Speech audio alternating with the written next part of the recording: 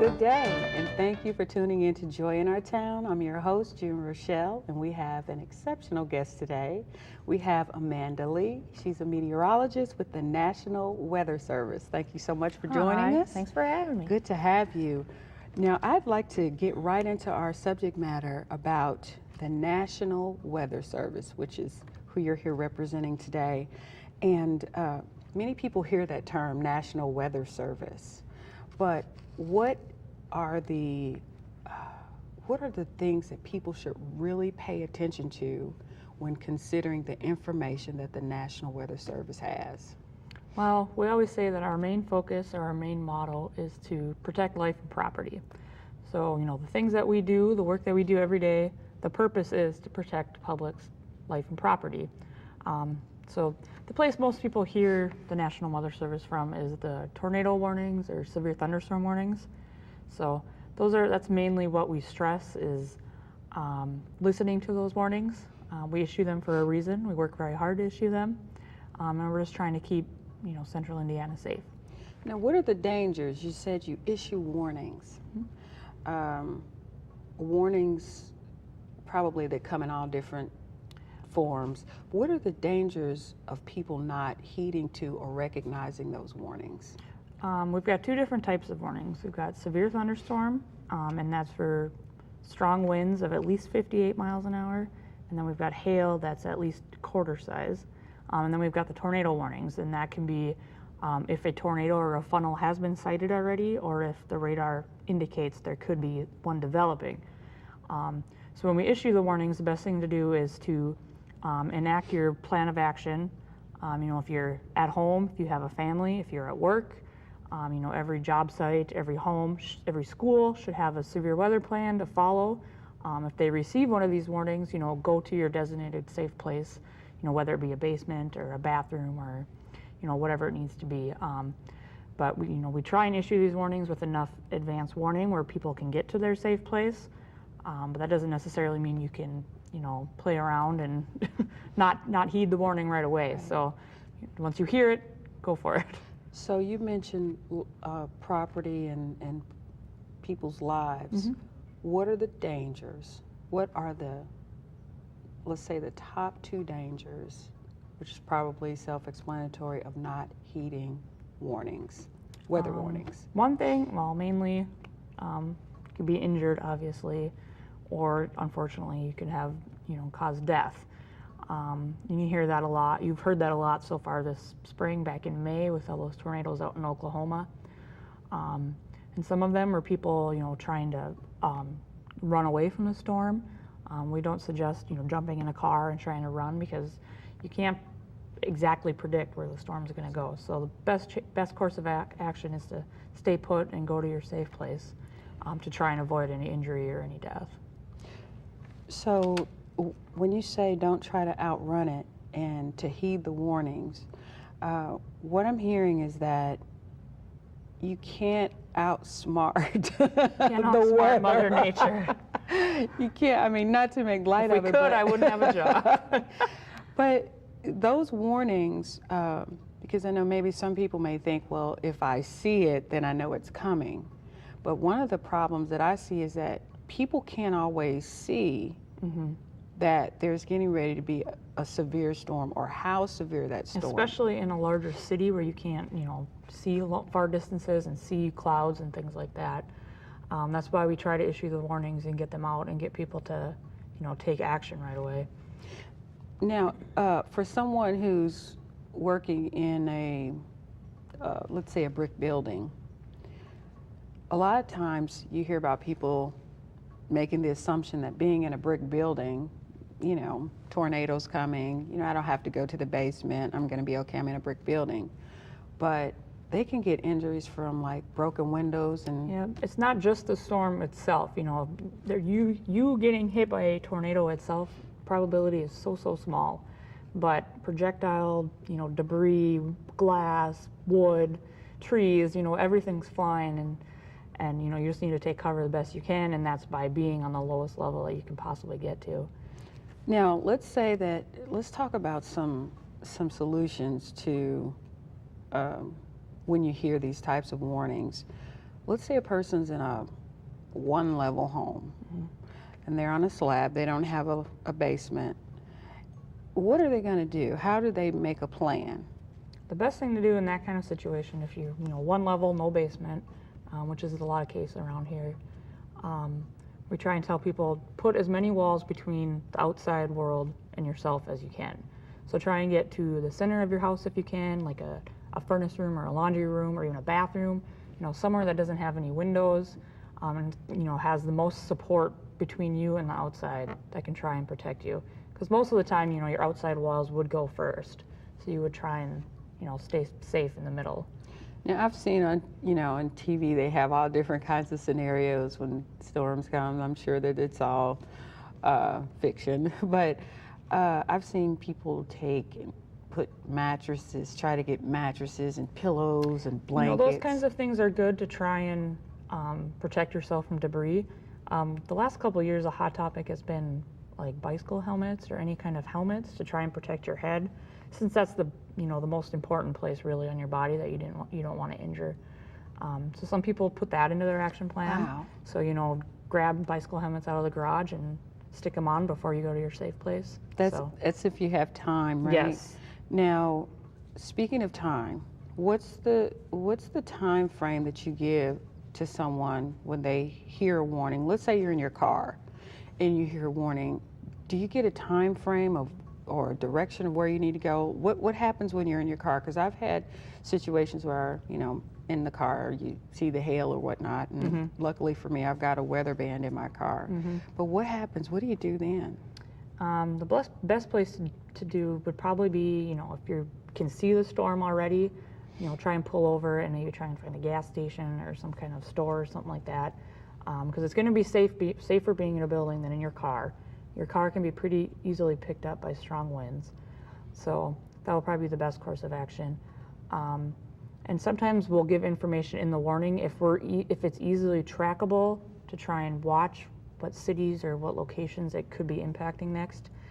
Sometimes it's a little too hard for us to do that, but if we feel comfortable enough and confident enough, we'll do that. So then if you hear your location on there, try and take cover.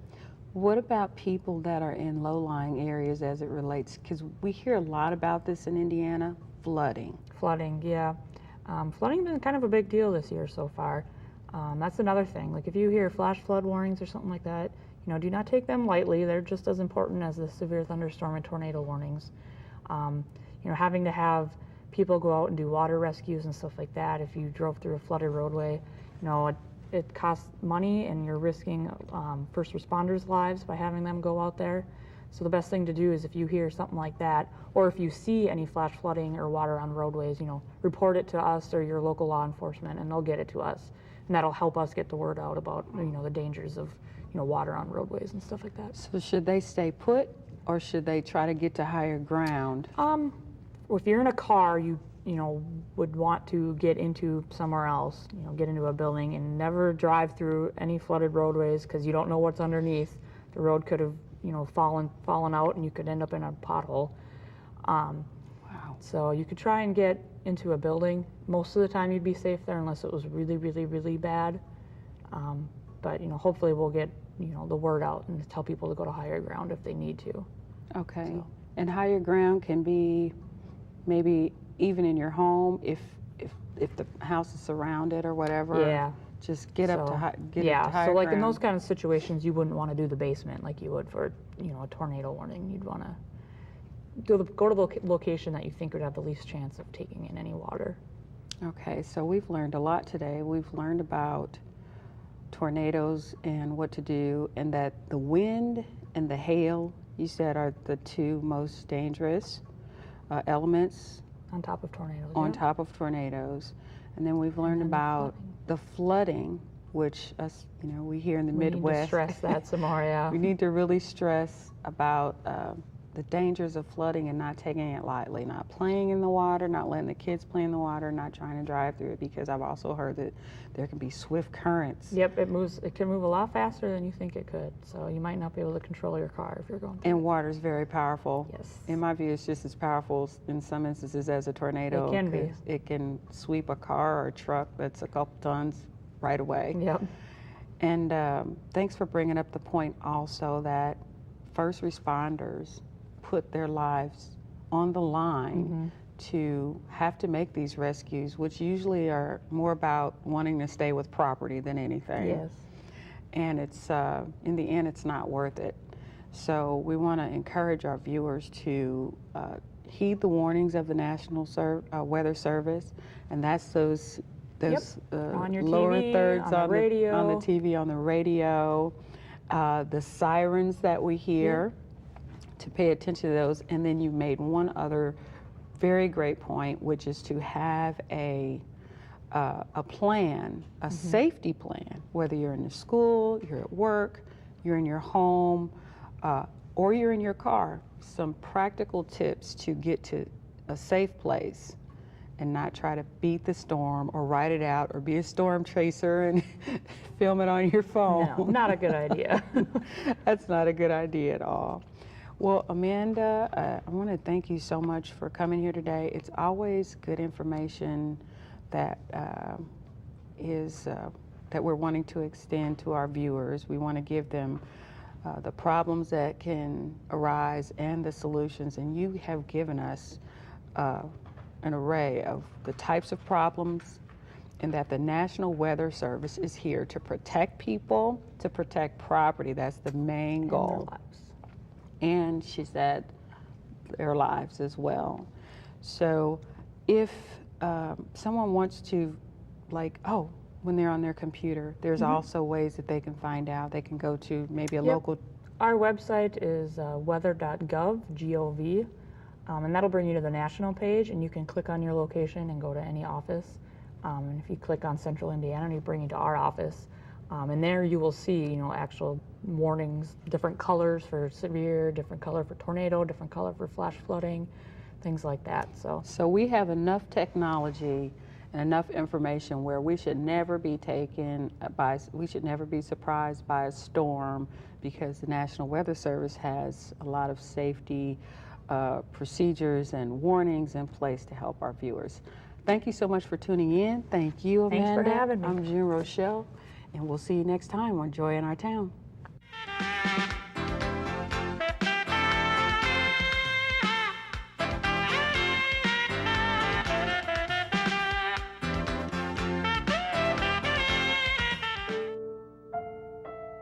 We used to get together every week. She's been home from her last deployment for months now, and I haven't seen her once. He's just been different since he got back from Iraq. One minute he's ready to go, and the next he doesn't want anyone around. The nightmares are back and seem to be getting worse. Shouldn't he be sleeping better after all these years? A lot of people don't understand what veterans go through during their service or when they come back. And that's okay. But everyone can help. You can make a difference in the life of a veteran. You stood by us when we were in uniform. So stand by us now. Like my brother did. And he wouldn't take no for an answer. Like my wife did when she asked the right questions. Like my friend did when she made the call. Stand by them. They stood by you. Visit veteranscrisisline.net. Have you noticed your prescription medication disappearing?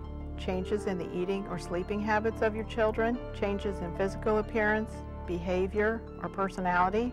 These might be signs that your child is abusing drugs or other substances. There are approximately 24,000 annual fatal unintentional drug poisonings in the U.S. Drug overdose deaths are second only to car crashes of unintentional injury deaths. The majority of deaths are largely due to misuse and abuse of prescription drugs. Hi, I'm Sharon Blair. I lost my daughter, Jennifer, to a drug overdose at age 29.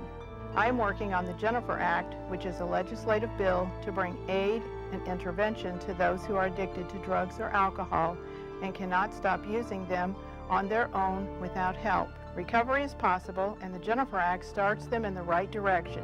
If you would like more information, please visit www.thejenniferact.com.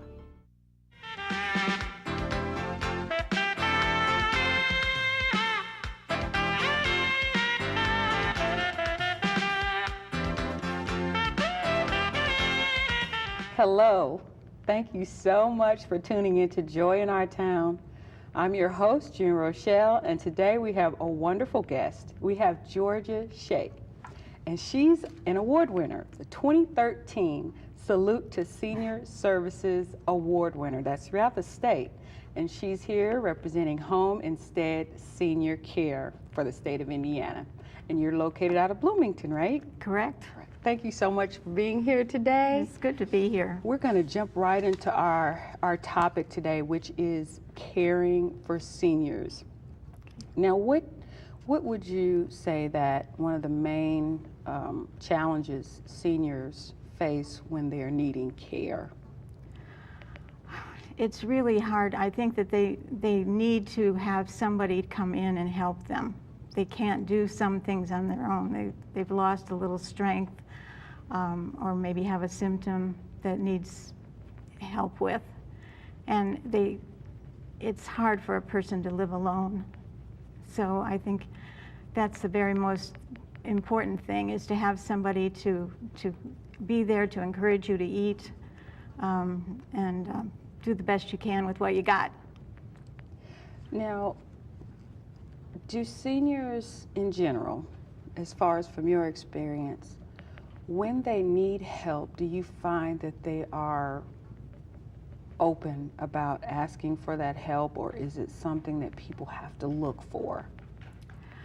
I think people know they need help, but they are very hesitant to ask. And sometimes they don't know where to go to ask. And so, I think it's real important that businesses like Home Instead advertise and let people know they're out there to help, because it really takes a lot for a senior to ask somebody to come in and help for them. And they worry about expenses. They think that everything that happens, it costs money, and they're worried about their pennies. So I think if you can encourage people to ask questions and to go to their area agency on aging, which is a clearinghouse for all these businesses that are out there, and they can help you figure out a way to get the service that you personally need.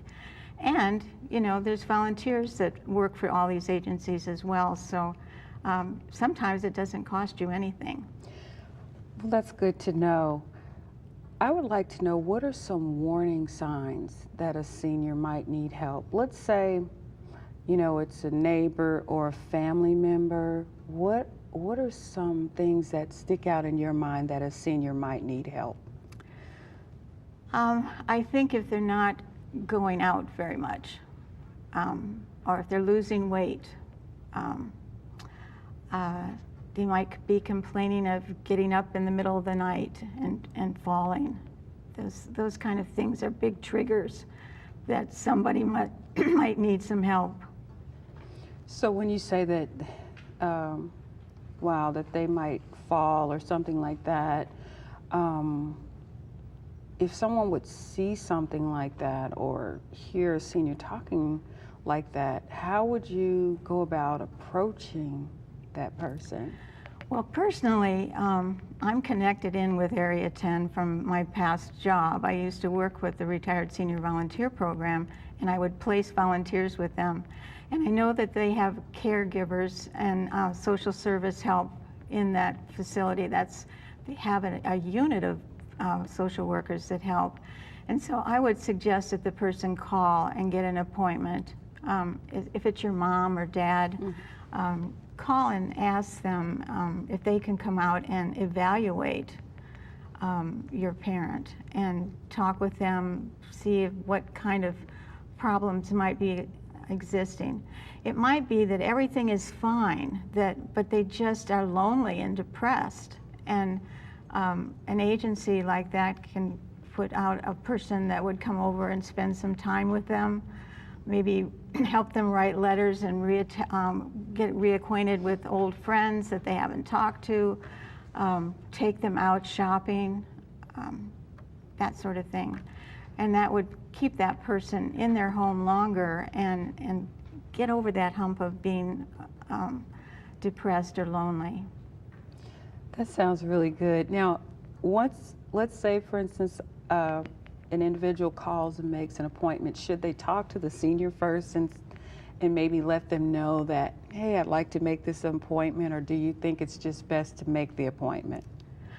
Well, you always have to judge those things for yourself, but I think in my case, I've always been honest and open and let my parents know that of the concerns I have. But if somebody's stubborn and you know that they need help, you might want to do that. You might want to just talk to them and have the person come out and interview them and in their own home and find out what they can find out. So intervene. Yes, yes. That's always, I mean, when you're thinking of other people and the challenges that they face, sometimes we do, as good citizens, we do have to intervene, even if it's a little bit uncomfortable. Mm-hmm. Now, you mentioned that that volunteers go in and first interview and then work with them. You touched on writing letters and different things like that. Mm-hmm. And what comes to mind as I'm listening to you is that also they're getting company. They're getting visitors. Right. And in Bloomington, we actually call it the Friendly Visitor Program. There are quite a few volunteers that get hooked up with someone and they either telephone them and talk to them on a daily basis, or they go and visit once or twice a week and spend some time with them. There's also programs around the state where people go in and maybe help a person plan a meal or cook it for them, or maybe vacuum once a week. There's some things that you really need to know what's important to the person and what makes them happy, and you might be able to just get a little extra help. That, you know, families can't always do everything themselves. So if you can find an agency that has some volunteers that are willing to step in and help, sometimes churches volunteer their time to do similar things, and it can be really helpful. But I also think that you need to really try to think in terms of extending the family during a period of elderly person needing help. Mm-hmm. Ask cousins and nieces and nephews and grandchildren if they can come over and give grandma some time. Those things, they're not going to think of it themselves because they're busy and they think grandma's the old grandma and everything's just fine. But I think that if you start to instill in your children the importance of getting with and helping their elderly and respecting them, they would find ways to go over and play euchre or checkers or watch a TV show, a favorite TV show with grandma. Mm-hmm. What's that one that's on TV where they guess what the words say? Oh, Jeopardy! Is something like Jeopardy or Wheel of Fortune? Right, those two. That they would love to do that because they often enjoy watching it. Now tell me a little bit about your award and how you were given that award. Well, the salute came from the Area Agency on Aging, and I was chosen by their agency because I've been such a cheerleader. And I can see that. I can definitely see that. That I just, and so it's just so much a part of me that people need to volunteer their services and their strengths so that the world can be a better place to live. Yes. And from what I understand, Rebecca Nunley, who wrote the award nomination, mm-hmm. Said that I excelled in that.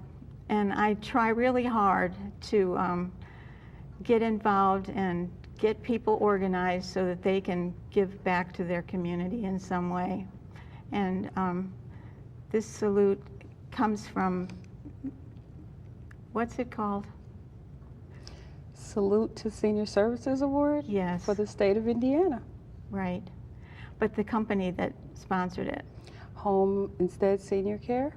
That's right. I couldn't remember that, and that's part of my problem, is that my memory is not as good as it used to be because of my Parkinson's.